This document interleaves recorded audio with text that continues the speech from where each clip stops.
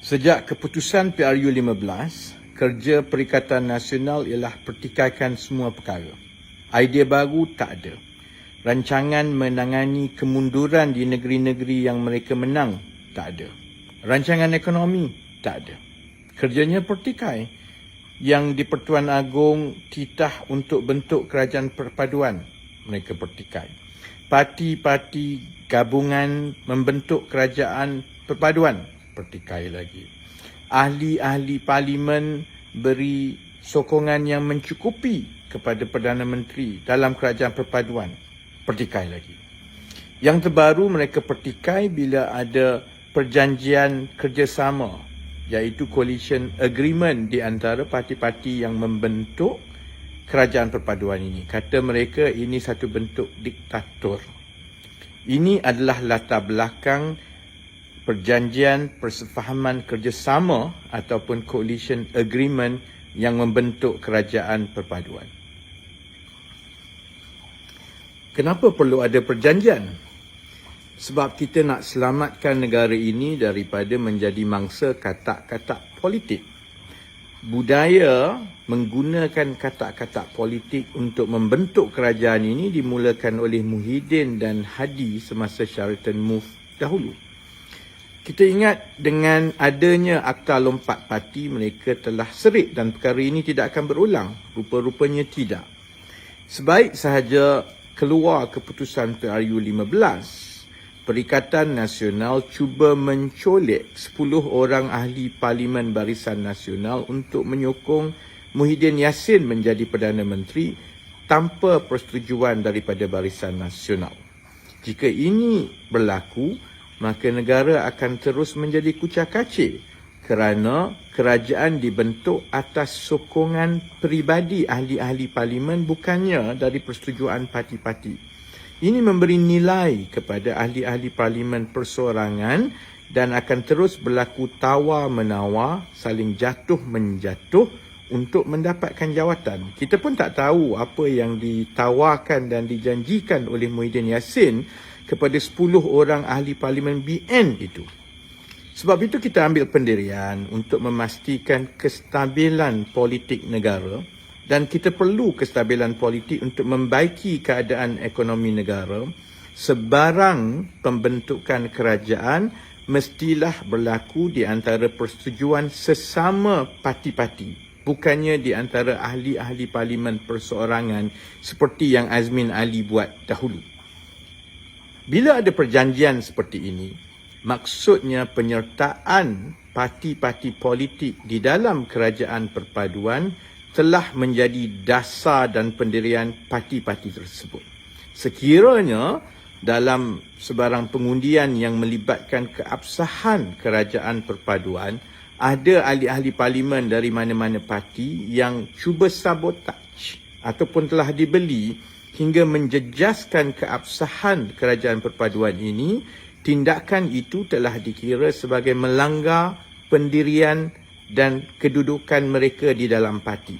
Mengikut Akta Lompat Parti, itu boleh menggugurkan keanggotaan mereka daripada parti tersebut dan secara automatik mereka akan hilang kerusi.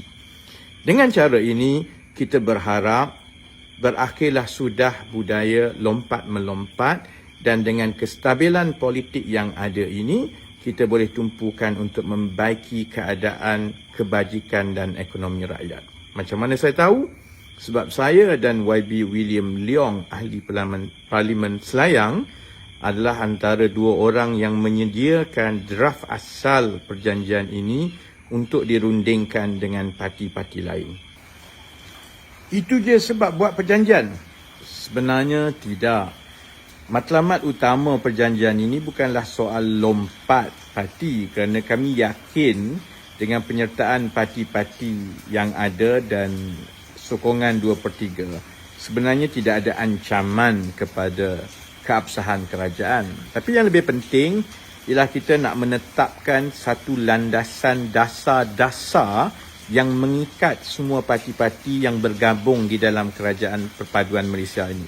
Sebab kita tahu kami datang daripada parti yang berlainan, latar belakang yang berlainan, kita ada sokongan dari kumpulan-kumpulan yang berlainan, dan untuk satu jangka masa yang panjang kami merupakan lawan politik masing-masing. Jadi kalau saya jadi rakyat, saya sudah tentu risau ke mana arah tuju kerajaan ini. Sebab itu kami merasakan perlu ada satu landasan yang mengikat parti-parti ini supaya program-program dan juga hala tuju pentadbiran kerajaan adalah mengikuti satu landasan yang dipegang bersama oleh kesemua parti-parti dalam gabungan ini. Sebenarnya bahagian yang paling penting adalah bahagian 3, iaitu matlamat Kerajaan Perpaduan Malaysia. Ada 18 perkara penting yang memperincikan pendirian-pendirian kerajaan yang akan menjadi landasan program-program. Ada bahagian-bahagian yang menyentuh mengenai kedudukan Raja-Raja Melayu, kedudukan orang Islam, Bumiputera Melayu mengikut perlembagaan, soal bahasa Melayu. Ada juga bahagian seterusnya mengenai kebebasan dan hak dan juga bentuk masyarakat yang progresif yang kita mahukan. Ada satu bahagian mengenai gambaran ekonomi yang mampan yang kita mahu bina. Contohnya untuk memberikan upah yang sepadan dengan kelayakan dan juga pengalaman, untuk memastikan bahawa bantuan diberikan tanpa mengira latar belakang kaum, jantina, tempat. Kita juga nak pastikan bahawa program-program ekonomi mengangkat potensi setiap yang ada potensi mengikut kerajinan dan juga kepakaran mereka.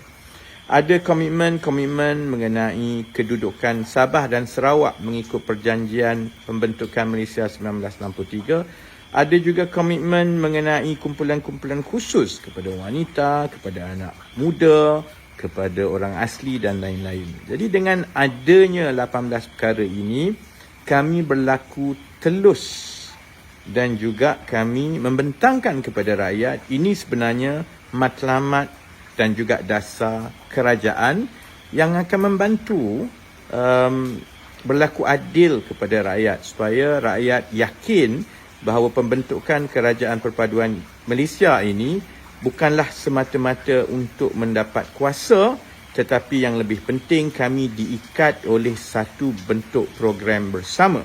Tapi PN Pertikai kata ini satu bentuk diktator. Dah hujan dah pula kat luar. Sebenarnya ahli-ahli parlimen yang 148 yang menyokong Kerajaan Perpaduan Malaysia ini sebenarnya bebas untuk mengundi mengikut kepakaran dan pandangan masing-masing, kecuali dalam perkara-perkara yang bersabit dengan keabsahan kerajaan seperti yang telah pun termaktub di dalam Perlembagaan Malaysia dan Akta Anti Lompat Parti. Itu memang undang-undang pun. Selalunya ada dua bentuk undi di parlimen yang bersabit dengan keabsahan kerajaan. Pertama ialah jika ada usul undi tidak percaya kepada Perdana Menteri. Yang kedua dalam bentuk undian kepada bajet tahunan yang dibuat. Selain daripada dua undi ini, sebenarnya ahli parlimen bebas untuk mengundi mengikut pandangan masing-masing, dan itu tidak tertakluk kepada pasal 4 dalam perjanjian ini. Bagi saya ini jauh lebih demokratik berbanding dengan keadaan yang berlaku sebelum ini semasa Muhyiddin dan Perikatan Nasional berkuasa.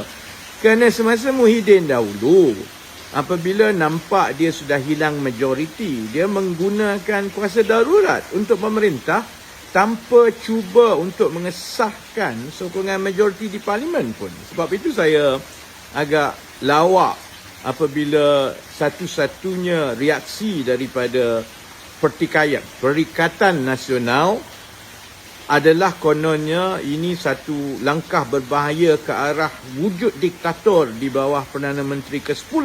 Satunya Perdana Menteri yang ada rekod menggunakan kuasa darurat untuk memerintah dan kekal berkuasa di zaman aman dalam sejarah negara kita hanyalah Muhyiddin Yassin.